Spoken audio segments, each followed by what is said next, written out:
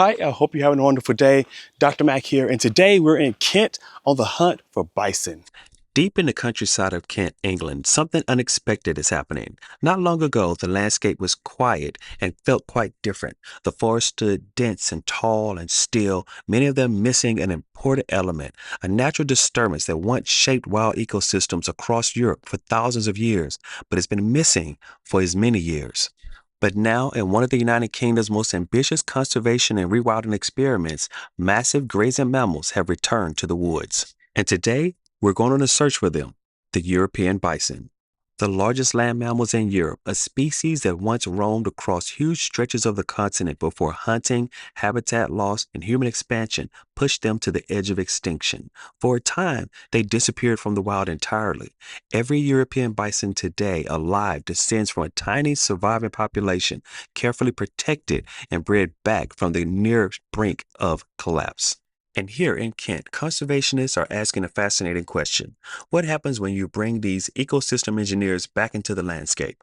This project, located in ancient woodland in West Blean and Thorndon Woods near Canterbury, is not simply about reintroducing a species. It's about reintroducing ecological processes. Rewilding isn't just about protecting nature from people. In many cases, it's about allowing nature to reestablish itself and function again. With reintroduced animals grazing, browsing, trampling, breaking, digging, and creating disturbance that shapes the land naturally. This has been one of my most relaxing hikes so far this year.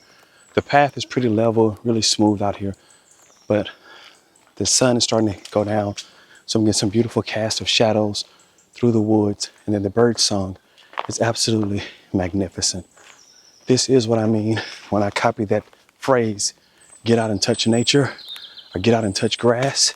Well, I say get out and touch nature. I like that a little better because there's more to nature than just grass.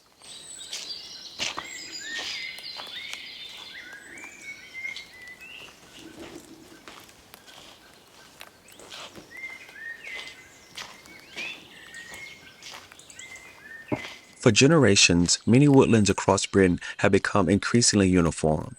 Dense canopies block sunlight from reaching the forest floor. In this environment, understory plants struggle, insects decline, and open woodland habitats disappear. But large herbivores change forests. The bison change forests dramatically. Unlike deer, which often selectively graze vegetation, bison physically reshape their environment. They push through dense brush. They strip bark from trees. They roll in dust baths. They open pathways through woodland. When sunlight reaches the forest floor, dormant seeds awaken. Wildflowers return, pollinators move in, birds find new feeding grounds, insects have new spaces to colonize, entire food webs begin to rebuild themselves. That's what the bison have the potential to do when reintroduced back across the United Kingdom's forest lands. One of the greatest challenges facing forests in the United Kingdom today is fragmentation. Not necessarily the complete destruction of woodland, but the breaking apart of it. Over centuries, roads, farms, railways, towns, and expanding development have divided once connected ecosystems into smaller and smaller and smaller isolated pieces. What may look like a healthy woodland on a map can actually function like an ecological island. For animals and wildlife, isolation changes everything. Animals struggle to move safely between habitats, plant species become separated, pollinators lose corridors, genetic diversity declines. Entire ecosystems become less resilient to disease, climate stresses, and environmental change. Nature depends on connection, and this project in Kent is trying to rebuild connection.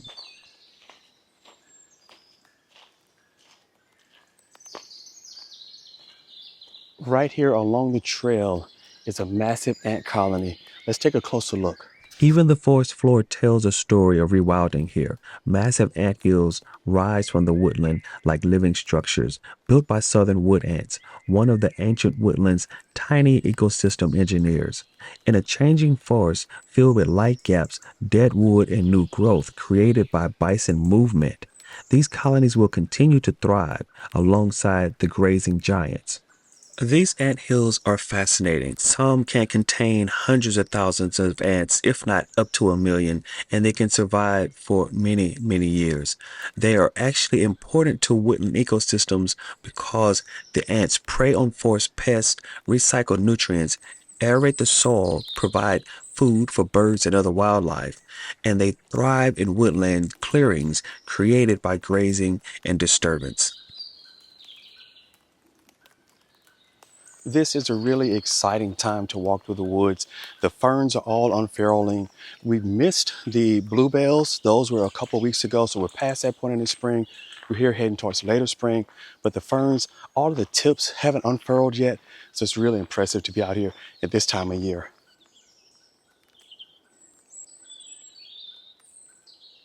The bison may be the headline animals here in Kent's rewilding experiment, but they are far from the only large mammals reshaping these woods. Moving quietly through the clearings and woodland edges are herds of free-roaming Exmoor ponies, one of Britain's oldest and hardiest native animals. Unlike modern domestic horses bred primarily for riding and appearance, Exmoor ponies evolved to survive harsh landscapes. Tough, intelligent, and incredibly resilient, they are perfectly suited for conservation grazing projects like this one. And in rewilding systems, their role is very different from that of the bison. Where bison bulldoze through dense vegetation and physically alter woodland landscape structure, the ponies work with a lighter touch.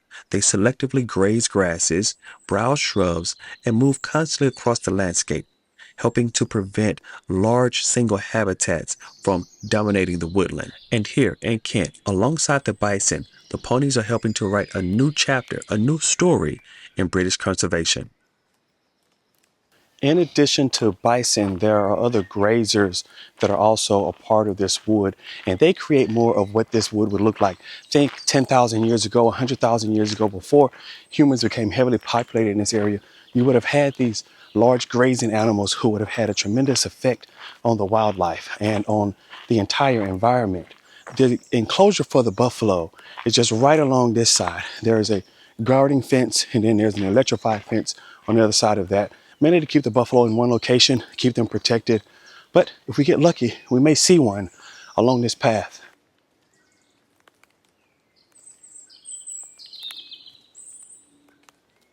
I've been walking this path down this road, checking the enclosure, looking to see if I see a buffalo, but also I'm looking for a buffalo pass through where there's a bridge that will allow them to pass across this road from one enclosure area to another, which is on the other side over here. And so when I get to that bridge, I'm gonna pause there for a little while and just maybe I'll get lucky and I'll see a buffalo, transit from one area or one enclosure area to the other.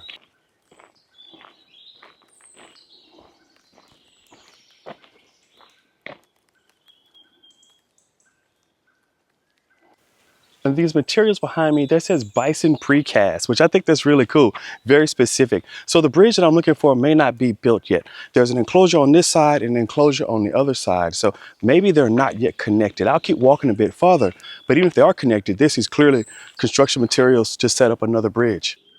One of the most fascinating parts of this entire rewilding project isn't just the animals themselves, it's the way the landscape has been reshaped and designed around them.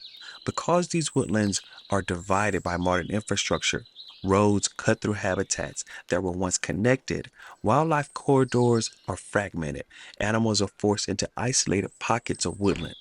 And for species like the European bison, space matters. That's where the East and South Blean bison bridges become an important part of the overall story. These crossing points were created to reconnect sections of woodland separated by road and human development, allowing wildlife to move naturally through the landscape. Animals need room to roam, feed, breed, and adapt. Plants spread through connected habitats. Insects, birds, mammals, fungi all rely on movement across landscapes that humans have increasingly divided. These bison bridges are a part in the effort to stitch back together nature. Consider them thread tying together two separate pieces of landscape fabric. Oh, that's a really nice sign. It says, did you know that the last wild European bison were killed by soldiers and poachers in the early 20th century? leaving only 54 animals in zoos and private parks, originating from 12 animals. All European bison today are related to those 12 bison. So this is the East Bison Tunnel or Bridge, and I want to go see if I can find the south one. I'm pretty sure the design would be the same. This is really beautiful and impressive. It allows people to be able to pass over, see the bison if they're there, and also allow the bison to pass through without being interrupted or disturbed by people. And so that's really impressive. You have this coming together of conservation with usefulness. This path is used by bikers and people who walk, so humans can still use this path and bison get to use it as well. Let's go find the other bridge and see if we can find that one and take a look there. We might just get lucky, and if we don't, this has still been a great walk. I've been enjoying it, just being out in nature. The bison bridges were designed with the bison in mind, but these crossings benefit more than just one single species. Deer, fox, insects, reptiles, horse, amphibians, smaller animals all gain safer passage through the forest network. In many ways, the bridges symbolize a broader philosophy behind rewilding itself, not controlling every element or detail of nature, but allowing nature to move freely, removing the barriers that humans have put in place that stymie nature and stop its growth and development. So I saw the East Bridge, Bison Bridge, and I'm now at the South Bison Bridge. It wasn't too far from the other one, but this is allowing the enclosure here to be connected to the enclosure on the other side. And then I can see where they have some materials to build another crossover bridge. So the bison will at some point in the future will have an expansive area in which to move around. I won't say migrate, it isn't quite that large, but it is a very large and expansive space, uninterrupted, that they can move through. For decades, humans built roads, fences, railways, and cities with little consideration for wildlife movement. Nature adapted where it could and disappeared where it could not. Now, projects like these are attempting something different. They're demonstrating how you can bring humans and animals together, where there's a consideration for nature, where one depends on the other and allows space for the other to exist. The bridges themselves almost become symbols of reconnection, a bridge that covers a fragment, reconnecting fragmented habitats. Spanning nearly 500 hectares of ancient woodland, the Wilder Blean project is one of the most ambitious rewilding experiments in southern England. As of today, the Bison Project in Kent has a herd of 8 European bison. The herd began in 2022 with 3 female bison released into the woodland, followed a year later by the bull. Then came several calves, a surprise female calf born in 22, a male calf born the winter of 2023, 2 additional female calves born in 2024, bringing the current total up to 8 animals. Right now, the herd is considered a relatively small founding population. The long term goal is less about creating a massive herd and more about establishing a healthy, sustainable, ecological population that the woodland can support. The project managers have generally indicated that the herd will likely remain relatively modest because the woodland area is limited compared to huge continental rewilding sites. This is a controlled conservation grazing system. The system also focuses on ecological impact rather than large animal numbers. Today, there are roughly 10,000 European bison worldwide, making it one of conservation's most remarkable comeback stories. About half of the population live in the wild or semi-wild, free-ranging populations across parts of Europe, while others in the rest are in managed reserves, breeding programs, and conservation projects. Countries with major populations include Poland, Belarus, Romania, Germany, Lithuania, and Russia. So I got a little lucky. There are some bluebells still blooming here, and I'm really excited to see that these are actually English bluebells. If all the bells are coming off of one side, as is the case with this small little patch here, they're all coming off one side and they're leaning like this, those are English bluebells. If they're coming off every side, those are going to be Spanish or hybridized invasive bluebells. But this tiny little patch right here, classic English bluebells. Somewhere in this wood, bison are roaming. The ponies are continuing to move through the clearing. Woodland ants are continuing to build their massive towering colonies. And all around me, the slow work of rewilding continues. Not perfectly, not instantly, but steadily.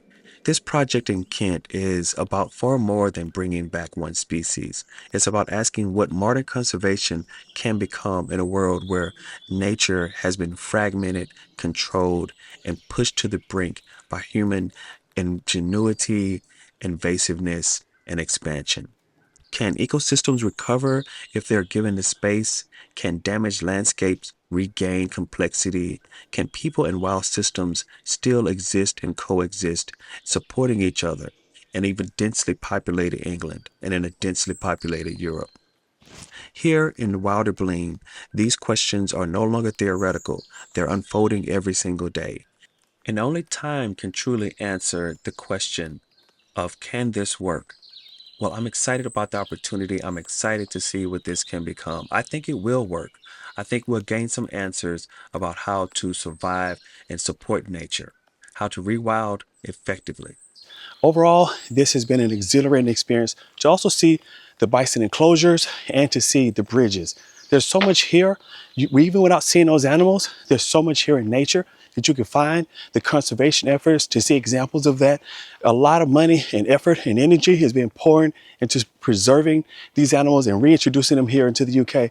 I'm excited about it, and I hope you are as well. Hey, if you like this content, be sure to like and subscribe. And until next time, take care.